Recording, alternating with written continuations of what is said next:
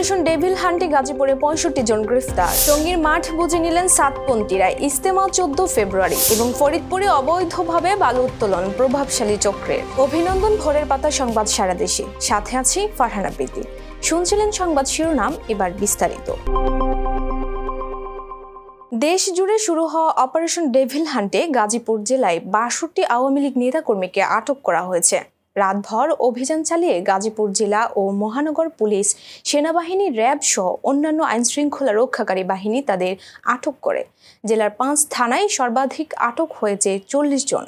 মহানগরীর ৮ থানার মধ্যে ৭ থানায় আটক হয়েছে ২৫ জন। আজ রবিবার সকালে গাজীপুর জেলার police super doctor Chowdhury Mohammad Jaber Sadek জানান, জেলার শ্রীপুর, কালীগঞ্জ, কাপাসিয়া, কালিয়াকৈর ও জয়দেবপুর থানার পুলিশ অভিযান চালিয়ে ৪০ জনকে আটক করা হয়েছে। তাদের সবাই আওয়ামী লীগ ও এর অঙ্গ সংগঠনের নেতাকর্মী। টঙ্গীর বিশ্ব ইজতেমা ময়দান প্রশাসনের কাছ থেকে বুঝে নিয়েছেন মাওলানা সাদ কান্ধলবির অনুসারীরা। আগামী ১৪ থেকে ১৬ ফেব্রুয়ারি অনুষ্ঠিত হবে বিশ্ব ইজতেমার দ্বিতীয় পর্ব। রোববার সাতপন্থী মিডিয়া সমন্বয়ক আবু সাইম এই তথ্য জানিয়েছেন। প্রতি বছরের মতো এবারও ২ পর্বে ইজতেমা হচ্ছে। প্রথম পর্বে ইজতেমা করেছেন সূরায়ে নিজামের অনুসারীরা। তবে প্রথম পর্ব ২ ধাপে হয়েছে। প্রথম ধাপ ৩১ জানুয়ারি শুরু হয়ে আখিরি মোনাজাতের মধ্য দিয়ে শেষ হয় ২ ফেব্রুয়ারি। ৩ ফেব্রুয়ারি দ্বিতীয় ধাপ শুরু হয়ে ৫ ফেব্রুয়ারি আখিরি মোনাজাতের মাধ্যমে শেষ হয়। ৮ দিন বিরতি দিয়ে ১৪ ফেব্রুয়ারি থেকে দ্বিতীয় পর্বের বিশ্ব ইজতেমার আয়োজন করবেন ভারতের মাওলানা সাদ কান্ধলবির অনুসারীরা। ১৬ ফেব্রুয়ারি এই পর্বের আখিরি মোনাজাতের মধ্য দিয়ে শেষ হবে ২০২৫ সালের বিশ্ব ইজতেমা। আমরা সরকারের পক্ষ থেকে মাঠ আমরা প্রথম যারা ইজতেমা আয়োজন করেছেন তাদের কাছ থেকে মাঠ আমরা বুঝে নিয়েছিলাম।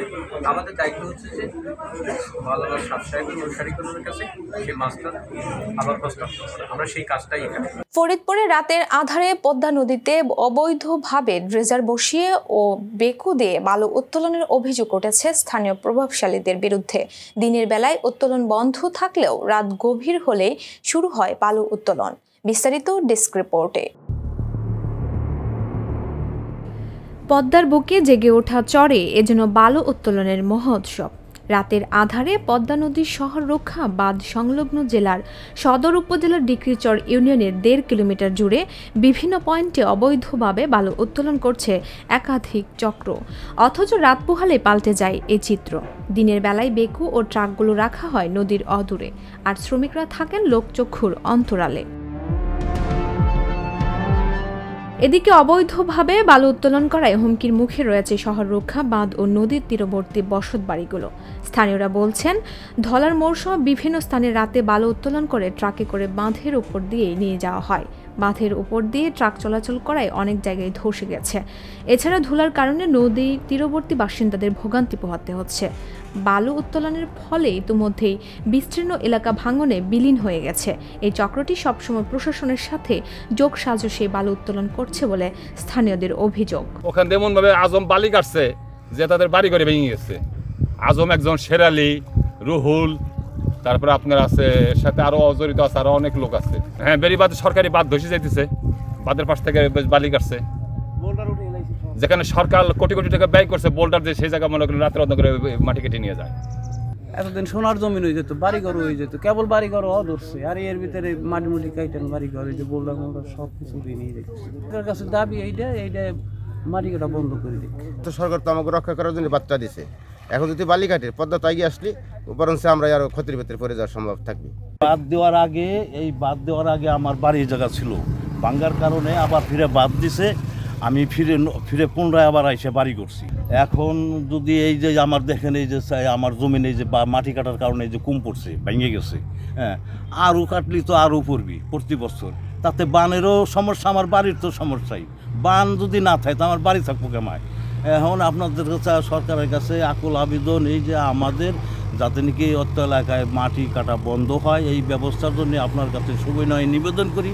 হ্যাঁ, আল্লাহর তরফ থেকে আপনাদেরকে অনুরোধ করি যে আর দিন বালি কাটা হয় না স্যার, নাইলে বালি কাটলে আমরা অত্য এলাকার জমি আলাদা ফসলাদি কৃষক বাঁচবে না। পানি উন্নয়ন বোর্ডের কর্মকর্তারা বলছেন, অবৈধভাবে বালু উত্তোলন করায় বাঁধের বিভিন্ন স্থানে ফাটল দেখা দিয়েছে। ইতিমধ্যেই অনেক ক্ষতি হয়ে গেছে। এখনই বালু উত্তোলন বন্ধ করা না হলে বর্ষা মৌসুমে বাঁধ ধসে যাওয়ার সম্ভাবনা রয়েছে।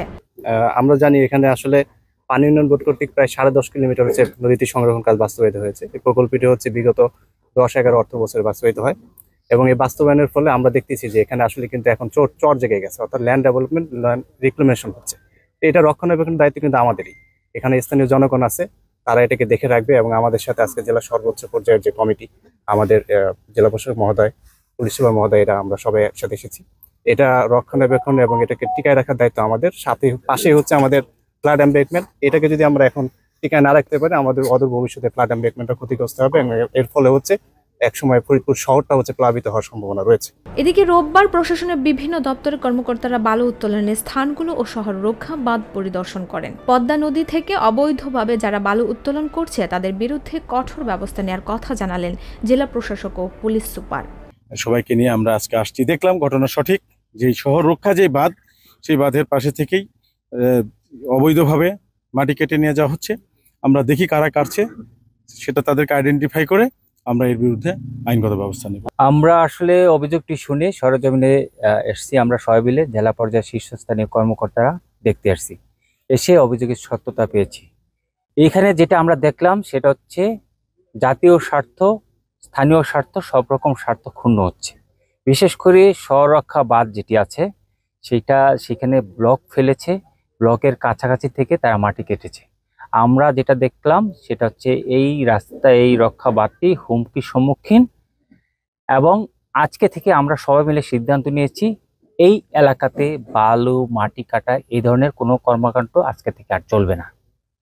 এবং এটা কিন্তু হচ্ছে আমরা প্রশাসনের পক্ষ থেকে ব্যবস্থা নিব, পুলিশ যারা আছে সহযোগিতা করবে, আমরা সকলে মিলে সহযোগিতা করবে। গত 2010-11 অর্থ বছরে 165 কোটি টাকা ব্যয়ে 10.5 কিলোমিটার শহর রক্ষা বাঁধ নির্মাণ কাজ বাস্তবায়ন করে পানি উন্নয়ন বোর্ড। কাজটি সম্পন্ন হয় 2014-15 অর্থ বছরে। ফারহানা প্রীতি, ভোরের পাতা। যৌথ বাহিনীর অপারেশন ডেভিল হান্টকে স্বাগত জানিয়ে গণ অধিকার পরিষদের সভাপতি ভিপি নুরুল হক নুরু বলেছেন, এই অপারেশনের মাধ্যমে দেশে অবস্থানরত আওয়ামী লীগ দুর্বৃত্তধারীদের নিশ্চিত করে দিতে সকলে মিলে কাজ করতে হবে। তবে নিরীহ কোনো মানুষের সাথে অন্যায় করা যাবে না। কারো বাড়িতে আগুন জ্বালিয়ে দেওয়া ও বিল্ডিং ভেঙে দেওয়াকে গণ অধিকার পরিষদ সমর্থন করে না। কিশোরগঞ্জের পাকুন্দি উপজেলা গণ অধিকার পরিষদ কর্তৃক আয়োজিত গণসমাবেশে তিনি এসব কথা বলেন। ভিপি নূর আরও বলেন, গুটি কয়েক ছাত্র নেতৃবৃন্দ আন্দোলনকে ব্যবহার করে দল করতে চাচ্ছে। বাকিদের অবদানকে অস্বীকার করে এই মানসিকতা যারা পোষণ করছেন তারা বিভাজন তৈরি করছেন। যৌথ বাহিনীর অভিযান পরিচালনার ঘোষণা দিয়েছেন। আমরা এই অভিযানকে স্বাগত জানাই। দেশে অবস্থানরত আওয়ামী দুর্বৃত্তদেরকে নিশ্চিহ্ন করে দেওয়ার জন্য সামরিক বাহিনী, পুলিশ, র্যাব, আইন শৃঙ্খলা বাহিনী এবং ছাত্র জনতা, নাগরিক যৌথভাবে কাজ করবেন। তবে নিরীহ একটা মানুষের সাথে অন্যায় করবেন না। নিখোঁজের 54 ঘন্টা পর গণ অধিকার পরিষদের অঙ্গ সংগঠন ছাত্র অধিকার পরিষদের কেন্দ্রীয় কমিটির মুক্তিযোদ্ধা, স্বাধীনতা বিষয়ক সহ সম্পাদক পটুয়াখালীর কলাপাড়ার লোন্দা গ্রামের বাসিন্দা রবিউল আওয়াল অন্তরকে উদ্ধার করেছে পুলিশ। রবিবার সকাল 6:30টায় ঢাকার কামরাঙ্গীচর এলাকার আশরাফাবাদ নবীনগর এলাকায় একটি বসত ঘর থেকে তাকে অক্ষত অবস্থায় উদ্ধার করা হয়। বিষয়টি নিশ্চিত করেছেন কলাপাড়া থানার ওসি জুয়েল ইসলাম। এর আগে গত বৃহস্পতিবার মধ্যরাতে কলাপাড়া পৌর শহরের নিজ ব্যবসা প্রতিষ্ঠান থেকে বাড়ি ফেরার সে নিখোঁজ হয়। তখন কলাপাড়া পটুয়াখালী সড়কের রজপাড়া মাদ্রাসা সংলগ্ন সড়ক থেকে পার্কিং করা অবস্থায় তার ব্যবহৃত মোটরসাইকেল উদ্ধার করেছিল পুলিশ। এ ঘটনায় গত শুক্রবার অন্তরের বড় ভাই তুষার আল মামুন পায়রা তাপবিদ্যুৎ কেন্দ্রের 6 কর্মকর্তার নাম উল্লেখ করে থানায় একটি মামলা করেন। অন্তর দীর্ঘদিন পায়রা তাপ বিদ্যুৎ কেন্দ্রে ক্ষতিগ্রস্ত মানুষের ক্ষতিপূরণ আদায় ও ক্ষতিগ্রস্ত পরিবারের সদস্যদের চাকরি সহ 8 দফা দাবি আদায়ে আন্দোলন করে আসছিলেন। কলাপাড়া থানার ওসি জুয়েল ইসলাম বলেন, পটুয়াখালী পুলিশ সুপার সাংবাদিক সম্মেলনের মাধ্যমে এই বিষয়ে বিস্তারিত ব্রিফ করবেন বলে জানান তিনি। জয়পুরহাটে 19টি হিমাগারে আলু সংরক্ষণে ভাড়া বৃদ্ধির প্রতিবাদে মানববন্ধন করেছে জেলা কৃষক দল। রোববার বেলা 11:30টায় শহরের পাঁচুর মোড় 0 পয়েন্টে এই মানববন্ধন অনুষ্ঠিত হয়। বক্তারা বলেন, এমনিতেই আলুর দাম কম, তার উপর হিমাগারে ভাড়া অযৌক্তিকভাবে বাড়িয়ে কৃষকদের সংকটে ফেলে দেওয়া হয়েছে। এতে করে প্রান্তিক চাষিরা মারাত্মক ক্ষতির মুখে পড়বেন, যার প্রভাব পুরো অর্থনীতিতে পড়বে।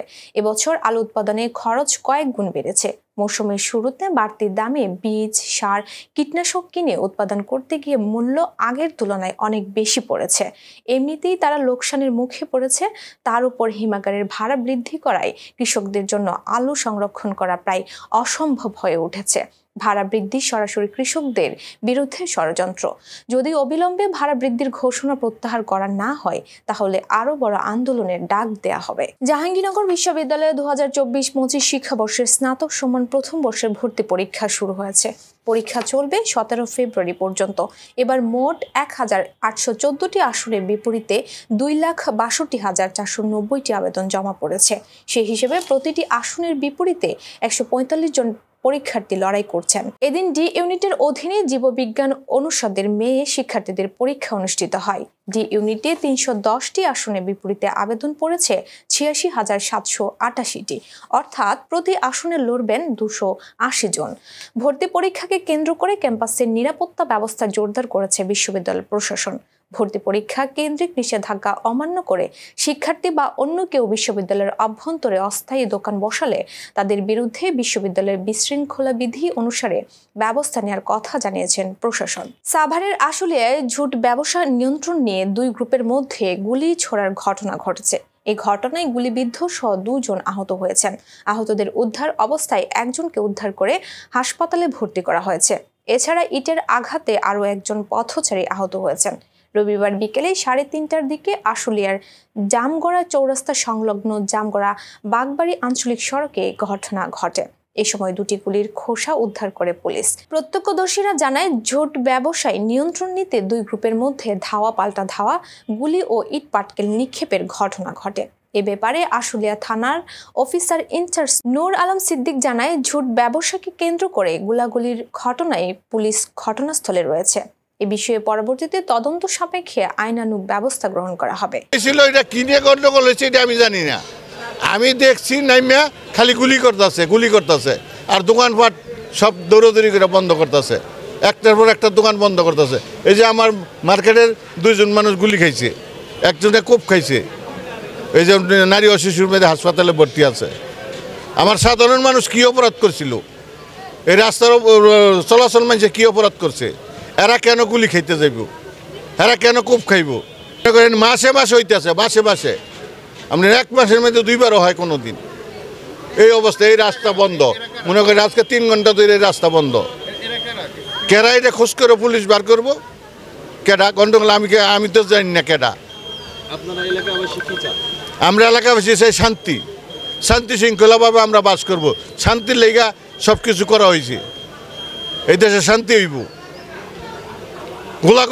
গুলি পায় কই থেকে, অস্ত্র পায় এরা, এটা পুলিশ দেখবে। আমরা এলাকাবাসী শান্তি চাই।